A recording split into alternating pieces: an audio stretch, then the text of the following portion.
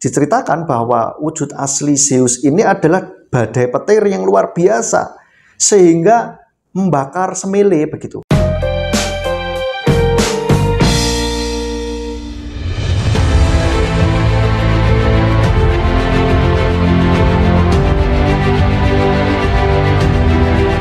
Salam saudara, selamat berjumpa kembali dalam channel YouTube Simeon Sulistyo. Ini merupakan video yang keempat dari seri-seri sebelumnya. Kita membahas mengenai klaim gambar-gambar ini ya. Klaim yang mengatakan bahwa kisah Yeshua itu menjiplak dengan kisah-kisah dewa-dewa mitologi. Ya, kita cek, kita kuliti satu persatu ya. Kita sudah membahas yang pertama di dalam video yang pertama yaitu dengan Dewa Horus, lalu kisahnya yang kedua yaitu kisahnya Dewa Mitras, yang ketiga yaitu kisahnya Dewa Krishna, dan sekarang yang keempat saya mau bahas tentang kisahnya Dewa Dionysus. Ya, nah kita perlu tahu dulu Dionysus ini siapa? Mungkin saudara baru pertama kali ini mendengar tentang Dewa Dionysus. Dewa Dionysus ini disebut juga dengan Liber. Nah, ini siapa? Dewa Dionysus ini merupakan dewa pohon anggur Yunani. Dewa pohon anggur Yunani. Dan dia ini merupakan anaknya Zeus dan ibunya yang bernama Semele. Ya. Jadi Zeus punya banyak istri ya, dan ini anaknya Zeus dan Semele. Lah, Semele ini siapa? Semele ini adalah Ratu Tebes, ya. Dan banyak versi ortunya Dionysus ternyata. Tapi yang paling populer ini adalah bapaknya Zeus dan ibunya Semele, begitu. Versi ini yang paling populer. Lalu kita lihat tuduhan yang pertama. Katanya kisahnya Dionysus ini mirip dengan Yeshua. Katanya Dionysus lahir dari perawan. Ternyata tidak. Dionysus tidak lahir dari perawan. Justru Dionysus ini lahir dari Zeus ternyata, saudara. Kenapa bisa begitu? Karena ibunya itu mati gara-gara minta Zeus dalam wujud aslinya.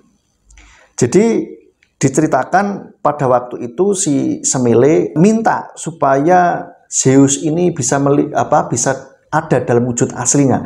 Jadi Semele ingin melihat kekuasaan Zeus yang begitu besar, wujud aslinya Zeus itu seperti apa begitu. Nah, kita tahu bahwa Zeus ini adalah dewa petir, ya. Lalu diceritakan bahwa wujud asli Zeus ini adalah badai petir yang luar biasa sehingga membakar Semele begitu. Ketika Semele minta Zeus ada dalam wujud aslinya, lalu Zeus mengabulkan, dan ternyata begitu Zeus menjadi wujud aslinya yaitu badai petir, ternyata Semele itu kebakar gitu loh. Karena petirnya luar biasa. Nah, ternyata anak yang ada dalam kandungannya ini jadi waktu itu ternyata Semele itu sudah hamil gitu. Dan Semele meninggal karena petir itu. Tapi untungnya anak yang di dalam kandungannya ini bisa diselamatkan oleh Zeus gitu. Dan caranya bagaimana? Dengan cara mengambil anak itu dari kandungannya si Semele dan menempatkannya atau menjahitkannya di pahanya, tanda kutip di pahanya. Nah, kenapa saya bilang tanda kutip? Karena sebetulnya ini merupakan bahasa halus untuk buah sakarnya Zeus begitu. Jadi Dionysus ini lahir justru dari Zeus gitu, lahir ya, karena ibunya sudah meninggal duluan lalu diselamatkan oleh Zeus dan dijahit di pahanya. Nah, lalu akhirnya lahir dari Zeus. Begitu ceritanya. Lalu yang kedua, katanya kelahirannya itu tanggal 25 Desember. Nah, sumber-sumber yang saya cari tidak menyebutkan ada 25 Desember kelahiran Dewa Dionysus gitu. Ya, jadi kelahirannya belum tentu tanggal 25 Desember karena tidak dituliskan secara spesifik. Dan bahkan kalau mau disandingkan dengan Yeshua lo nggak lahir tanggal 25 Desember. Oke, jadi itu sudah salah. Lalu yang ketiga, katanya Dionysus mengadakan mujizat, mengubah air menjadi anggur, gitu ya. Ya, itu betul.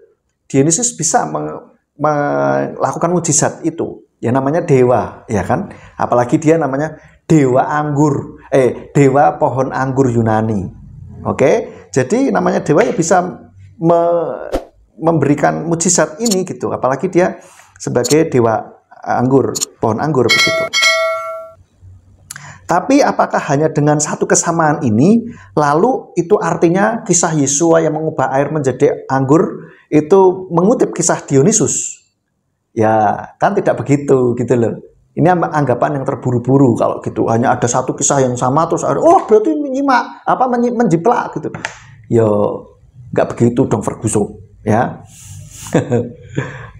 Tidak begitu caranya. Baru satu kok katanya jiplak. Enggak.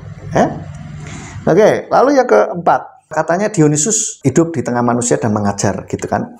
Menurut mitologi Yunani, Dionysus memang hidup di tengah manusia dan mengajar, ya, mengajar. Tapi kita lihat dulu ngajarnya apa dulu, gitu kan.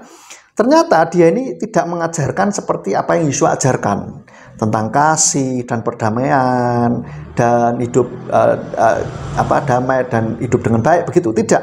Tetapi yang Dionysus ajarkan yaitu apa? Cara membuat racikan anggur, minuman anggur, gitu loh. Jadi beda dong, ya. Lalu yang kelima, katanya Dionysus mati demi menyelamatkan manusia, katanya.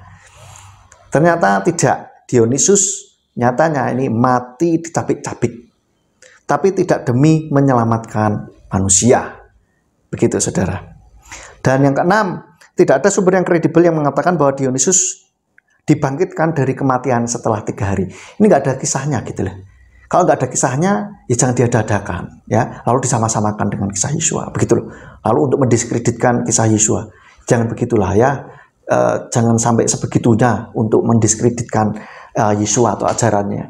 Yesua itu kok sampai sebegitunya gitu loh. Saking desperate-nya kok nggak ada pun diadakan kan, ya terima sajalah kebenarannya seperti apa gitu loh.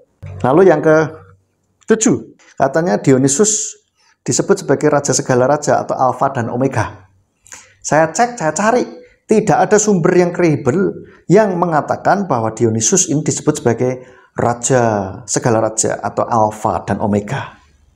Dionysus justru disebut sebagai dewa mabuk, yaitu Mainomenos, karena mengajarkan membuat anggur, gitu. Nah, ini sudah bisa cek di dalam website pantheon.org. Oke, tentang Dionysus, silahkan cari di sana. Jadi ini saudara, tentang kisahnya Dionysus. Kalau disandingkan dengan kisahnya Yesua, apakah mirip?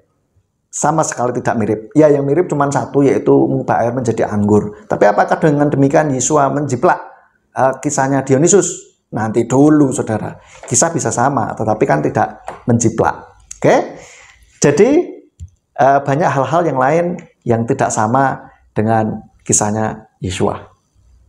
Oke, baik, itu video yang keempat dan kita akan berjumpa dalam video yang selanjutnya, seri yang terakhir, yang kelima, mengenai menjawab tentang tuduhan-tuduhan bahwa kisahnya Yesua ini menjiplak atau mirip dengan kisahnya dewa-dewa itu. Silahkan like, share, dan subscribe video ini supaya yang lain juga dapat berkat. Dan jangan lupa kasih pencet loncengnya supaya nanti ada video berikutnya saudara bisa mendapatkan notifikasi. Dan kita akan berjumpa dalam video selanjutnya. Kita akan bahas tentang Dewa Atis.